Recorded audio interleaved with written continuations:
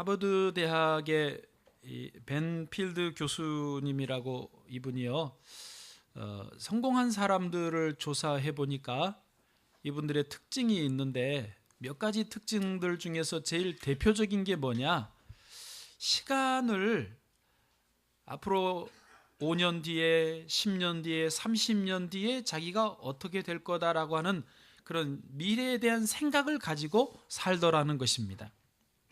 이것을 조금 그냥 전문 용어로, 그분 용어로 시간 전망, 타임 퍼스펙티브라고 표현을 했는데, 시간을 전망하면서 사는 사람들이 성공적이더라는 것입니다. 예를 들면 어떤 사람은 바쁘다 핑계하면서 운동을 안 해요.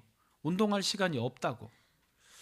그런데 또 다른 사람은 똑같이 바쁘지만은 그 바쁜 시간을 쪼개서 운동을 하더라는 것입니다.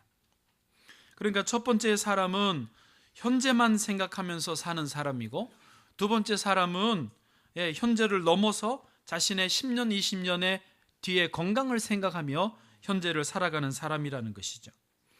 또 다른 비유로 어떤 사람은 이 직장을 퇴근하자마자 오늘 너무 힘들었고 스트레스 많이 받았다, 그래 친구 불러내서 밥이나 먹자, 술이나 한잔 하자 이러면서 사는데, 또 똑같이 직장 생활하면서 스트레스 받는 사람인데 이분은 퇴근하자마자 학원을 간다는 것입니다. 새로운 것을 배우기 위해서. 그러니까 첫 번째 사람은 역시 현재 머리 아픈 것, 스트레스 받은 것, 사는 게 힘든 것만 생각하면서 사는, 시간 전망이 없다고 치면, 두 번째 사람은 자신의 미래를 미리 준비하는 사람, 시간 전망이 있는 사람이라고 볼 수 있습니다. 성공한 사람들은 이 두 번째 부류에 주로 해당하다라고 하는 것이죠. 첫 번째 부류의 사람들은 이 확고한 자기들의 믿음이 있는데, 그게 뭐냐면 당장 눈앞의 문제도 감당하기 힘든데, 당장 오늘도 살기가 이렇게 버거운데 어떻게 내년까지, 어떻게 미래를 생각할 수 있느냐, 그래서 나는 미래를 생각할 수 없다라고 확고하게 믿으며 산다는 거예요.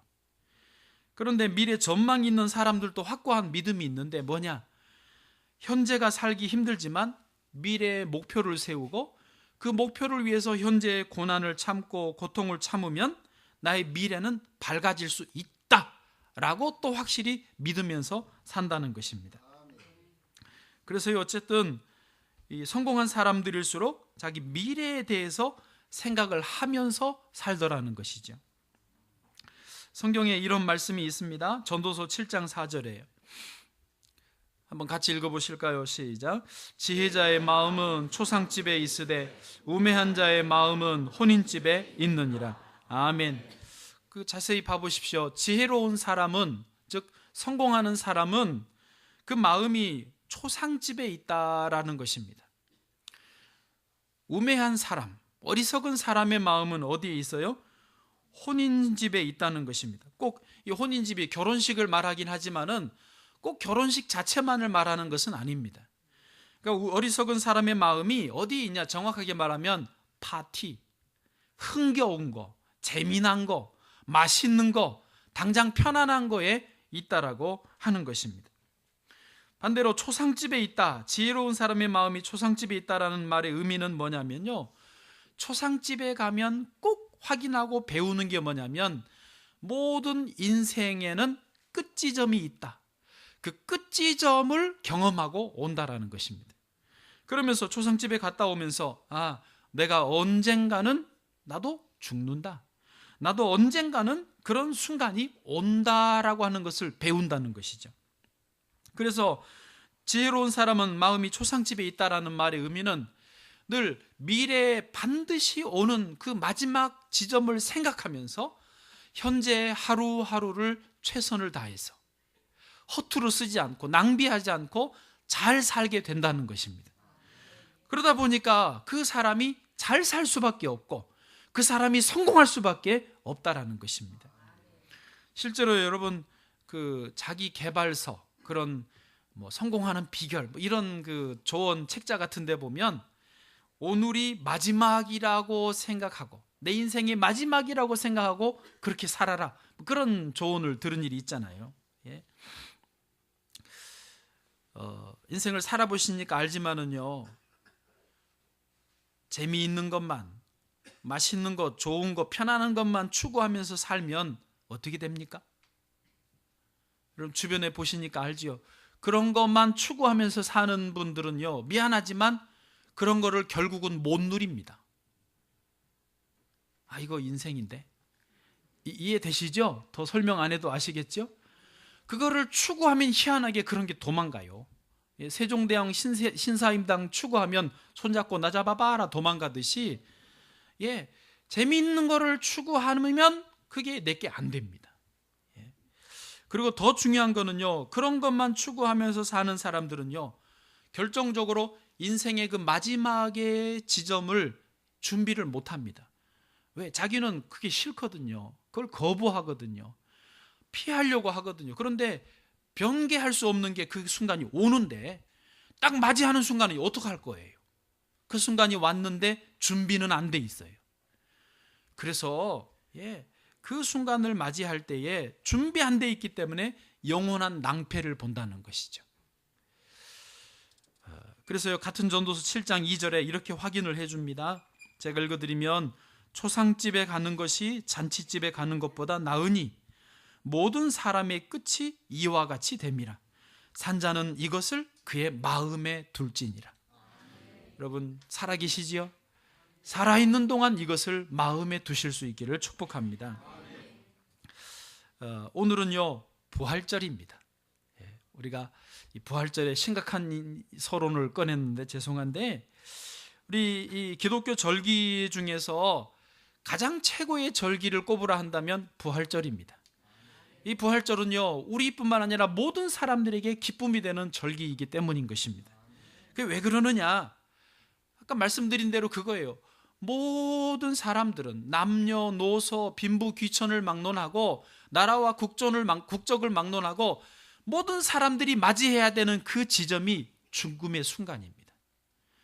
사람들은 이 죽음을 피하고 싶어 합니다.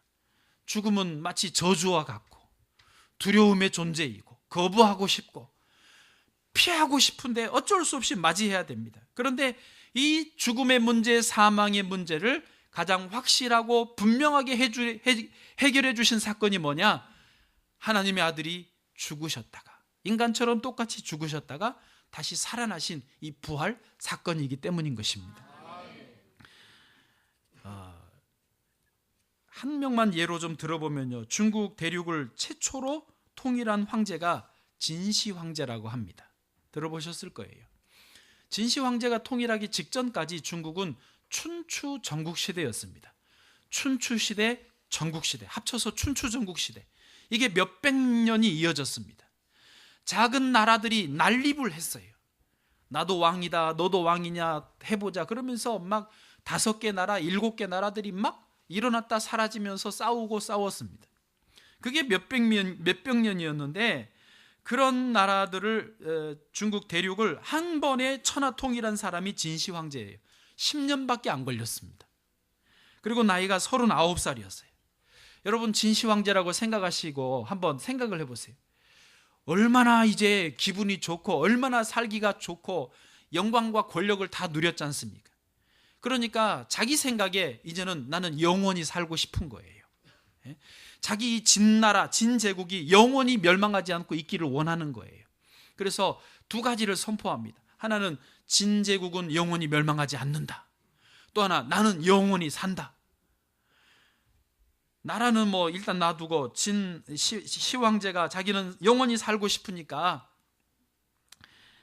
서북이라고 하는 나이 많은 노인을 동쪽으로 보냅니다. 3,000명의 동남 동료를 딸려서 보내면서 뭐를 구해오라고 하죠? 불로초를 구해오라고 이쪽 한반도와 일본으로 보냅니다. 그런데 이 서북이 아무리 가도 불로초가 없잖아요. 산삼은 혹시 있었을지 몰라도. 산삼 먹는다고 안 죽는 건 아니잖아요. 그래서 서북이 돌아오지 않습니다. 설에 의하면 일본에 정착을 해서 일본 왕조의 시조가 됐지 않았나라는 전설이 있습니다. 어쨌든 진시 황제는 서북도 돌아오지 않고 자기는 이제 점점 죽음의 공포에 휩싸입니다. 그래서요, 궁궐을 몇 개를, 똑같은 거를 270개를 짓습니다. 그 궁궐 밑으로 땅굴을 파가지고, 땅굴이라기보다 지하 통로를 만들어가지고 그 굴로 통로로 다녀요. 그래서 오늘 밤에 시황제가 어디서 주무시는지를 모르게 암살당하지 않으려고. 그러니까 그게 얼마나 무섭겠어요. 그런데 그렇게 해도 뭐 사람은 어쩔 수 없습니다. 나이 50살에, 그러니까 천하통일 39세하고 나이 50살에 죽고 마는데 그것도 객사합니다. 객사 뭔지 아시죠? 제 생각에, 그 기록이 자세하지 않아서 잘 모르겠지만은 진시 황제가 죽기가 정말 억울하고 원통했을 것 같아요. 내가 천하 통일을 했는데 10년 만에 이걸 넘겨주고 죽다니.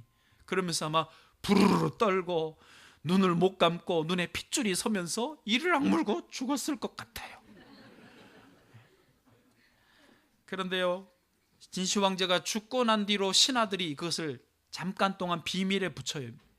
길에 가다가 죽었기 때문에 그걸 공개하지 않고 그 왕궁으로 돌아가는 과정에 시체가 그냥 썩습니다.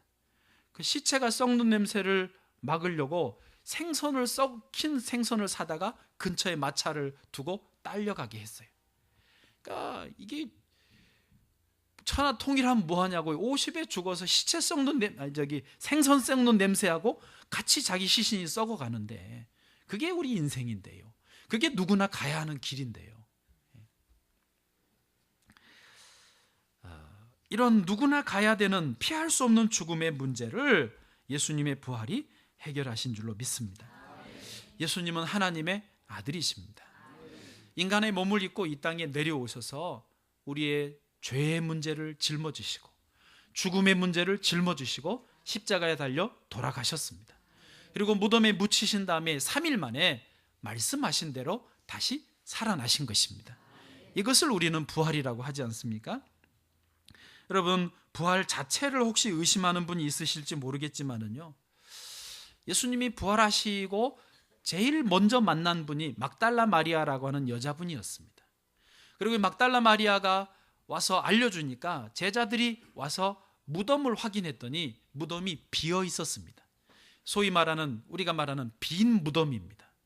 여러분, 무덤이 비어 있다라는 사실이 굉장히 중요한데요, 무덤이 비어 있다라는 말은 그 죽은 자가 다시 살아났다라는 것입니다. 그래서 마리아에게 천사가 하는 말이 그렇습니다. 어찌하여 산 자를 죽은 자 가운데서 찾느냐? 그는 여기 계시지 않고 다시 살아나셨느니라. 예수님은요, 부활하신 이후에 12 제자에게도 보이셨고요, 또 500여 명의 형제들에게 한꺼번에 500명들에게 보여주셨습니다. 얼마나 확실하냐 말입니다. 고린도전서 15장 4절, 5절, 6절이 그 내용을 기록해 주고 있습니다. 한번 같이 읽어보시죠. 시작.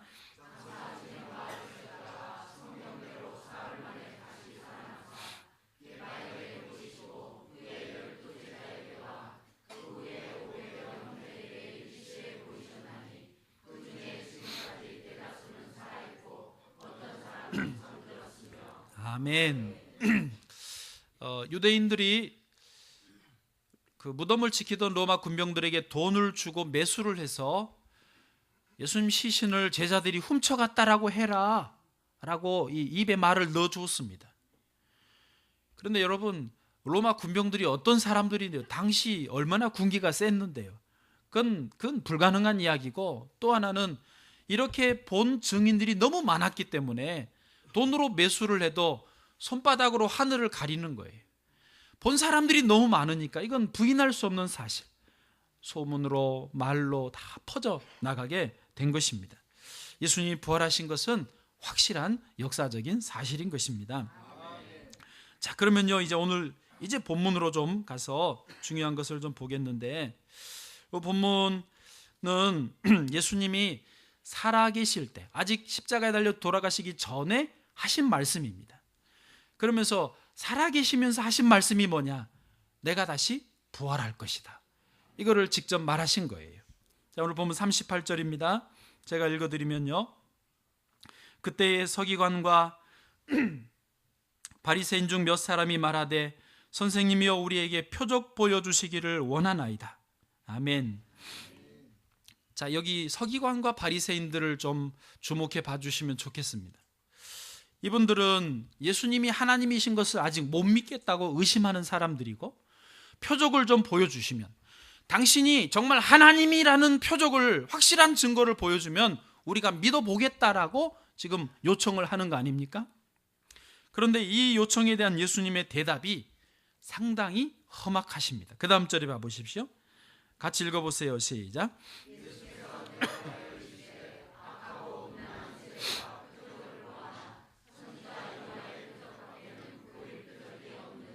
아멘.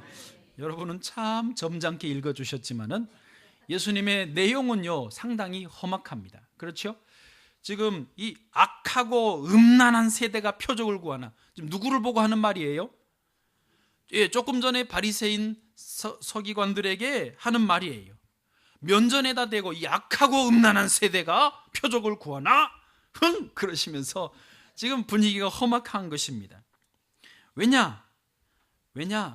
예수님이 이미 수많은 표적을 보여주셨는데도 안 믿으려고 하니까 안 믿는 거예요. 이게 어려운 말인가요? 이해되시죠? 안 믿으려고 하면요 뭐를 해도 못 믿는 것입니다. 여러분, 예수님 표적 안 보여주셨습니까? 이미 수많은 표적을 보여주셨다고요. 여러분도 아시잖아요. 예를 들면 나병 환자를 고쳐주셨습니다. 그거요 요즘도 약으로 잘 안 되는 건데요. 예수님이 소경의 눈을 뜨게 해주셨습니다. 그 표적 아니에요? 그러면 믿어야죠. 표적 보여주면 믿는다며. 38년 된 환자 고쳐주셨습니다. 12년 동안 혈루증을 앓았던 여자분이 예수님 옷자락 만지는 순간에 능력이 와서 그 병의 근원을 말라버리게 했습니다. 엄청난 표적이에요. 그러면 이건 어떻습니까? 나사로 죽어서 무덤 속에 묻혀서 4일이나 있었습니다. 그런데 예수님께서 나사로야 나오너라 하시니까 이 나사로가 자기가 걸어서 나왔어요. 죽은 사람을 살리는 거 이거 사람이 할 수 있어요? 하나님이시니까 하실 수 있는 겁니다. 그런 표적이 있었는데도 오병이어의 기적으로 5,000명, 7병이어의 기적으로 7,000명을 먹이셨는데도 이 사람들은 안 믿으려고 하니까 안 믿는 거예요. 뭐 귀신의 왕 바알세불을 힘입었다 그러면서 안 믿는 거예요. 그러니까 예수님의 이 대답이 제가 말했잖아요. 험악할 수밖에 없다고. 39절 보십시오. 그래서요 악하고 음란한 세대가 표적을 구하나, 그 다음 말씀이 이제 오늘 말씀의 핵심인데, 선지자 요나의 표적밖에는 보일 표적이 없느니라. 자, 저를 좀 주목해 주십시오. 요지는 이겁니다. 예수님이 이 말씀을 하시는 겁니다. 내가 지금 수많은 기적을 베풀었지만 너희가 못 믿는다. 그래, 좋다. 그렇다면 마지막 카드, 히든 카드를 내보이겠는데 그게 뭐냐? 부활이다. 부활. 죽은 자가 다시 살아나는 부활을 보여줄 테니까 그걸로도 못 믿으면 너희는 영원히 심판받을 것이고, 믿을 사람은 부활을 가지고 믿어라. 내가 하나님인 것을 믿어라라고 예수님이 이 카드를 내미신 겁니다. 여러분, 선지자 요나의 표적이 뭐냐? 40절에 확실히 나옵니다. 40절 시작. 요나가 밤낮 사흘 동안 큰 물고기 뱃속에 있었던 것 같이 인자도 밤낮 사흘 동안 땅속에 있으리라. 아멘. 여러분, 요나 아시죠? 구약의 요나서에 보면은 요나가 바다에 던져지고 물고기가 요나를 삼킵니다. 3일 동안 물고기 속에 있다가 하나님이 시키시니까 육지에 토해내게 해서 요나가 다시 3일 만에 살아나는 그 내용입니다. 그러니까 예수님이 선지자 요나의 표적이라 하신 말씀은 내가 죽었다가 3일 만에 다시 어떻게 되겠다? 살아날 것이다. 부활할 것이다. 그때 가서 너 바리새인 서기관들아, 악하고 음란한 세대들아, 내가 하나님인 것을 그때 믿던지 아니면 안 믿고 심판을 받던지. 이게 주님의 마지막 카드라는 것입니다. 여러분, 예수님은요 이미 아까 말씀드린 대로 살아계시는 동안에 이 말씀을 하시는 거예요. 예수님의 부활은요 어쩌다가 우연히 일어난 사건이 아니라는 것입니다. 저희가 학교 다닐 때 장난으로 이렇게 휴지를 뭉쳐가지고 종이를 뭉쳐가지고 저쪽에 있는 이제 휴지통에 던지잖아요. 농구하듯이 샥 해가지고 넣는데 노골. 또 해가지고 샥 해서 넣는데 또 노골. 아이. 가지고 이제 다시 손 풀고 해가지고 샥 해서 했는데 골이 들어갔어요. 그럼 어떡합니까?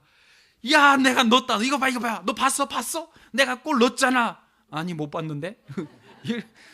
봐야지. 그래 다시 탁 하면 들어가요, 안 들어가요? 안 들어가더라고요, 이상하게. 그 우리가 들어가는 게 이게 봉사 문고리 잡는 거 어쩌다가 들어가는 거지. 들어가면 들어갔다고 우기는 것일 뿐이지요. 그건 우리의 실력도 아닙니다. 예. 그러나 예수님의 부활은 달라요. 살아계시는 동안에 내가 부활할 것이다 라고 분명히 여러 번 말씀하셨어요.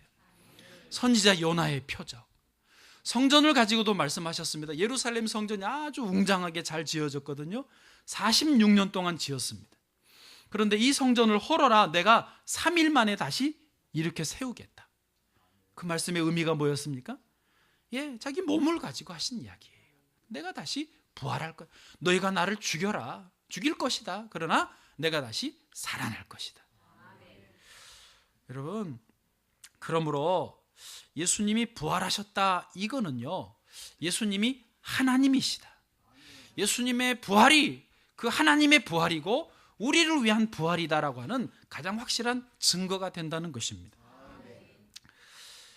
학생들이 교과서에서 배우는 내용 중에 세계 4대 성인이 있어요. 세계 4대 성인 잘 아시던데 누구입니까? 공자, 예수님, 부처, 소크라테스. 네, 누가 하셨어요? 잘하셨습니다. 공자, 예, 동양 문명의 아버지입니다. 출발입니다. 소크라테스, 서양 문명의 아버지, 출발입니다. 요즘에 인문학을 읽어보신 분들은 인문학하지요. 공자 아니면 소크라테스 책을 꼭 읽게 됩니다. 그리고 이제 부처, 석가모니가 이제 불교의 창시이고, 그리고 예수님이 우리 기독교 창시자로 네 분을 세계 4대 성인이라고 합니다. 교과서에서는 이분들의 공통점이 뭐냐면요, 다 사람인데 훌륭한, 위대한 사람이었다라는 것입니다. 그러나 미안하지만 우리는 그 말에 동의를 하지를 못합니다. 왜요? 예, 다른 분들은 다 돌아가시고 죽고 그걸로 끝이었지만 예수님은 돌아가시고 끝이 아니라 다시 부활하셨기 때문에, 그러므로 부활하신 분은 사람이 아니에요. 부활하신 분은요, 하나님이라는 겁니다. 성경을 아는 분들에게 질문을 합니다. 골고다 언덕에 십자가 몇 개 섰어요? 3개 섰습니다. 그 중에 하나님의 십자가가 뭐예요? 가운데입니다. 예, 가운데 있었잖아요. 예. 그런데 2부 때는 대답을 잘 하시던데, 이 가운데 있던 이 하나님의 십자가 3개를 다 섞어버렸어. 섞었어. 자, 이제 어떤 게 하나님의 십자가게요? 가운데? 여보세요. 가운데는 아니죠. 섞었는데 가운데일 수도 있지만 확실한 대답은 뭡니까? 어떤 게 하나님의 십자가예요? 다 비었어요. 부활하신 십자가. 다시 살아나신 게 하나님의 증거라 그랬잖아요. 요즘에 한국에 이단 사이비들이 많이 생겼습니다. 원래 우리나라 이상하게 전 세계에서 우리나라에만 예수님이 78명인가 하여튼 한때 제일 많았어요. 다 자기들이 자칭 예수님이라고 하는데, 그러면 예수님이라고 하면 증거가 확실히 있어야 되잖아요. 뭐요? 부활. 저쪽 낙성도에 있는 큰 교회에 옛날에 무슨 안모모 증인회라고 있습니다.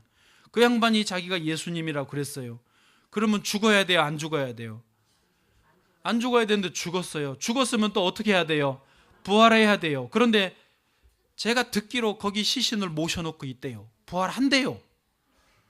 두고 봅시다. 그러고는 또 후계자가 여자분이 그걸 이어받아가지고 하나님 어머니라고 우기고 있습니다. 근데 그분도 또 야, 난 이러면 설교할 만해요. 예. C 채널 CTS 녹화할 때 이렇게 호응을 잘해 주더라고요. 다 아르바이트 돈 받고 하시는 분들이. 어디까지 하다가 지금 예. 그 하나님 어머니 한다는 그분도 이어받았는데 그분도 지금 늙어 가신다니까요. 어떤 분은 자기가 재림 예수래, 다시 오신 예수님이래요. 그러면 안 죽어야 되잖아요. 죽던데요. 그 뭐예요? 다 뻥이에요. 뻥이에요. 말이 예수지. 정말 예수님이라면 다시 살아나셔야죠. 부활하셔야죠. 그래야 진짜 우리가 믿고 따를 수 있는 우리의 구주가 되시는 거 아닙니까? 예수님의 부활은요, 그래서요, 여러분 오늘 부활절이기도 해서 더 부활을 강조해 드리지만 우리 신앙에서 제일 중요한 핵심 중에 핵심이 이 부활입니다. 굳이 따지자면 정말 두 개만 추리십시오 그러면 십자가와 부활, 이 두 가지입니다.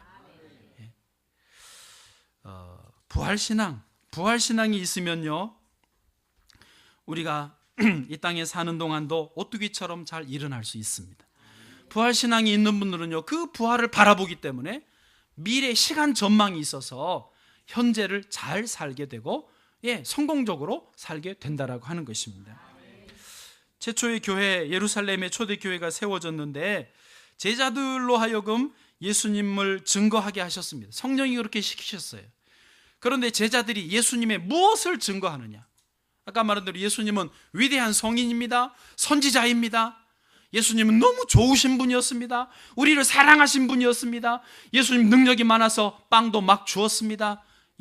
그것도 틀린 말은 아니지만 정말 중요한 핵심이 빠진 거예요. 뭐가 빠졌어요? 예수님은 부활하셨습니다. 실제로 사도행전 1장 22절입니다. 거기에 그렇게 돼 있어요. 예수님 팔아먹고 목매달았던 가룟 유다 대신해서 마띠아 한 사람을 뽑았는데 그 사람을 향하여서 이렇게 표현을 합니다.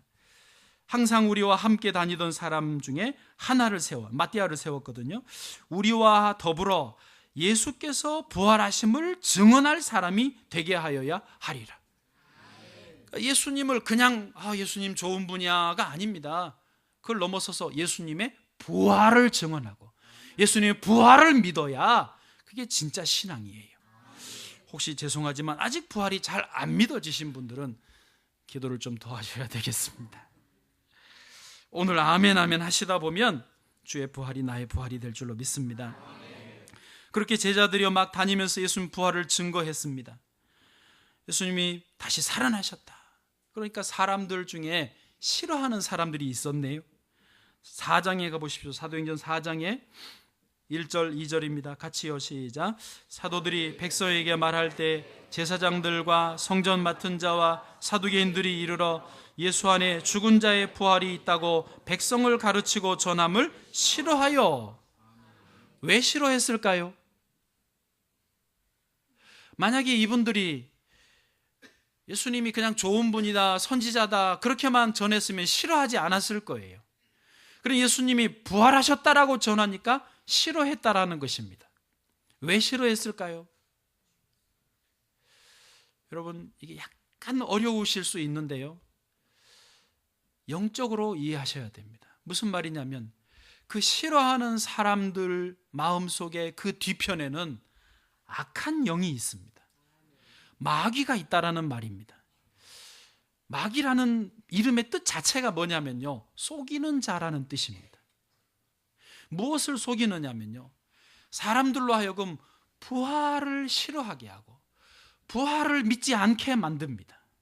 마귀가 그렇게 해요. 그래서 부활, 아까 말씀드렸던 미래 시간 전망을, 영원한 세계를 바라보지 못하게 하면서 대신에 사람들로 현세, 오늘, 여기, 당장, 지금 이것만 중요하게 생각하게 하는 것입니다. 그래서 사람들로 하여금 그냥 마귀가 그 사람들의 영혼을 자기 노예로 삼아요. 그래서 세상 재미를 추구해라, 당장 허황된 꿈을 꿔라, 바쁘고 정신없이 현재만 보면서 살아라. 그렇게 살게 하다가 결국은요, 마지막 순간에, 영혼의 순간에 그 영혼이 준비되지 않는 상태에서 밀어버리는 거예요. 어디로? 영원한 파멸 지옥으로 밀어버리는 거예요. 그게 마귀가 속이는 거예요. 속이는 거예요. 음모가 숨겨 있다라는 것입니다. 그럼에도 불구하고 이 예수님이 부활하셨다라는 증거를 듣고 믿는 사람들도 많았습니다. 할렐루야. 사도행전 같은 4장의 3절 4절인데요. 제가 읽어드리면 그들을 잡음에, 이제 예수님 부활을 전하는 이 사도들을 잡음에 날이 이미 저물었으므로 이튿날까지 가두었으나 4절은 같이요. 시작. 말씀을 들은 사람 중에 믿는 자가 많으니 남자의 수가 약 5천이나 되었더라. 아멘. 할렐루야. 저와 여러분이 5천 명 안에 들어가기를 원합니다. 저와 여러분이 예수의 부활을 믿음으로 받아들일 수 있기를 축복합니다. 이지은 집사라는 분이 간증하는 내용을 들어보니까 한 10여 년 전 이야기입니다. 자기 남편이 암 선고를 받고 온몸에 이제 전이 돼서 의사가 그랬대요. 2달 반밖에 못 산다. 그때는 병동에 호스피스 병동이 없어서 그냥 다 똑같이 병원에 병실에 있는데 옆에서 침대에서 죽어가는 거예요. 그런데 보니까 자기는 그때 안 믿는 상태, 남편도 안 믿었고, 그런데 옆에서 죽어가는 분이 무서워서 어쩔 줄을 몰라 하더래요. 죽음이 그렇게 무서운 것인지, 죽음이 그렇게 대단한 것인지 몰랐대요. 자기들은 열심히 사업을 하고 애 키우고 돈 벌어서 잘 살아보려고 열심히 했는데, 병원에 와 있는데 죽음의 그림자가 딱 덮어버리니까 사업이 소용이 없고 돈이 소용없고 젊음이 소용없고 애들이 소용없다라는 거예요. 죽으면 모든 게 끝이야. 그런데 이 모든 게 끝이니 죽음 자체가 편안하느냐? 아까 진시황처럼 안 죽으려고 몸부림을 치다가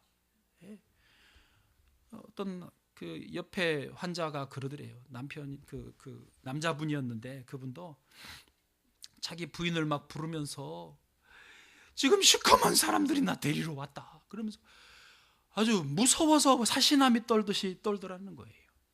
자기 남편 귀를 막고 그 못 듣게 하려고, 또 어차피 그 길을 가야 되는데 못 듣게 하고 안 보이게 하고 그러는데도 같이 공간에 있는데 안 됩니까? 다 알고 듣죠. 근데 때가 되니까 자기 남편도 그러더래요. 시커먼 사람들이 지금 침대에 왔다. 삥 둘러섰다. 나 좀 지켜주라. 나 싫다. 막 계속 그러더래요. 하도 남편이 무서워하고 죽음의 공포에 떠니까 이지은, 그때는 집사가 아니었는데 이지은 씨가 자기도 모르게 하나님을 찾았다는 거야. 하나님, 제 남편 좀 살려주십시오. 하나님, 제 남편 그리로 끌려가지 않게 해주십시오. 제가 자기도 모르게, 전혀 모르는 사람인데 그 기도가 되더래요. 그러면서 수소문을 했는데 그 병원 안에 간호사분이 예수를 잘 믿는 분이 있었어요. 그 간호사가 와가지고 기도해주고 이제 부탁하니까 복음을 전했는데, 이렇게 처음으로 복음을 들은 거예요. 하나님의 아들이신 예수님이 세상에 오셔서 우리의 죄와 죽음의 문제를 십자가에서 대신 짊어지고 죽어주셨고 3일 만에 다시 부활하셨다. 이분이 처음으로 부활이라는 말을 그때 들었대요. 땅바닥에 털썩 자기도 모르게 주저앉으면서, 뭐야, 죽음이 끝이 아니네? 죽으면 모든 게 끝난 줄 알았는데 죽음 뒤에 또 다른 뭐가 있네? 그게 부활이네? 그러고는 간호사 그분한테 물었대요. 하나님이 언제 세상에 왔다 가셨대요? 아무것도 모르니까 2000년 전에 왔다 가셨다고. 그래서 그때 이분이, 이제 그 부인이 예수님을 믿고 복음을 받아들인 거예요. 그리고 남편에게도 이제 이미 뭐 거의 인사불성 상태인데 계속 복음을 설명해주고 예수님 부활을 알려주고, 그리고 자기가 배워서 찬송가를 불러줬다는 거예요. 어느 날 찬송가를 불러주니까 얼굴이 편안해지더래요. 이렇게 그 어떤 마지막 순간을 맞이하는 것 같더래요. 그래서 찬송가를 불러준 다음에, 여보, 하나님의 나라에서 만나자고. 이 세상의 것은 다 놓고 애들도 내가 잘 챙길 테니까 편안하게 잘 가시라고. 그랬더니 그 남편이 얼굴에 처음 보여주는 한박 웃음을 짓고, 그러고 아주 편안하게 잠자듯이 가시더라는 거예요. 할렐루야. 여러분, 죽은 다음에 세계가 있습니다. 제가 신학을 이제 막 공부할 때 저희 아버지한테 물어봤어요. 진짜로 저도 좀 궁금했어요. 아버지, 진짜 영혼이 있어요? 영혼이 있어요? 진짜 있어요? 아버지 혹시 보셨어요? 제가 물어봤어요. 저희 아버지 뭐라 그런 줄 아세요? 내가 봤다. 그 시골에서 자라셨으니까 그땐 전기도 없고 가로등도 전기불도 없을 때니까 밤에 보면은요, 신기한 것은 그 집에 사람이 죽으면 꼭 그 집에서 불이 위로 하늘로 올라간다. 혼불 같은 그런 게, 그거를 보셨다는 거예요. 여러 번 봤다라는 거예요. 2부 때도 제가 물어보니까 보신 분들이 있다고 그러던데, 예. 그 혼이 어디로 갑니까? 전설의 고향에서는 귀신이 되다 가지고 떠돌아, 내 다리 내놔, 내 다리 내놔. 아, 그래서 입을 뒤집어 쓰고 그거 보느니라고 하죠. 그거 아닙니다. 성경에서는요, 그 영혼이 심판을 받는다는 거예요. 한 번 죽는 것은 사람에게 정하신 것이요, 그 후에는 심판이 있으리니. 그래서 영원한 하나님의 나라로 들어가든지 영원한 지옥으로 떨어지든지 심판을 받는다는 것입니다. 여러분, 저와 여러분이 예수 그리스도의 부활을 확실하게 믿고 예수님을 나의 구주로 영접하신다면 우리도 예수님과 함께 부활의 자리에 참여하게 되는 줄을 믿으시기를 바랍니다. 그때 몸은요, 이 땅에 썩어질 이런 몸이 아닙니다. 늙어가고 병드는 이런 몸이 아닙니다. 하늘에서 영원히 누리고 살 수 있는 새 부활의 몸을 입고 천국에서 사는 줄로 믿습니다. 하나님께서 그 은혜를 주시기를 원합니다. 천국에서 함께 만나시고 또 미래의 이 시간 전망을 가지고 살기 때문에 하루하루를 최선을 다해서 열심히 삶으로 이 땅에서도 복을 누리시고 영원히 천국에서도 영생을 누리시는 우리 모두가 되기를 축복합니다.